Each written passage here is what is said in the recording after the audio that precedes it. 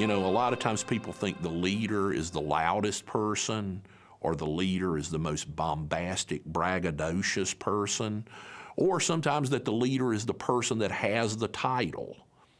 That's all a bunch of crap. The leader is the person that develops the courage and conviction to step forward. You know, leaders are lighthouses. Politicians and bosses are weather vanes. And whichever way the wind blows, they go that direction. Lighthouses are needed. On a beautiful sunny day, they're just a pretty postcard. Lighthouses are needed when it's stormy and it's rough and the wind is blowing and the fog is in.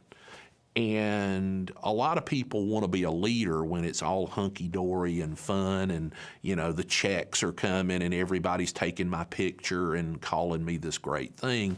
They don't want to lead when it's tough and when you got to make tough calls and tough decisions. Well, that's when you need a leader.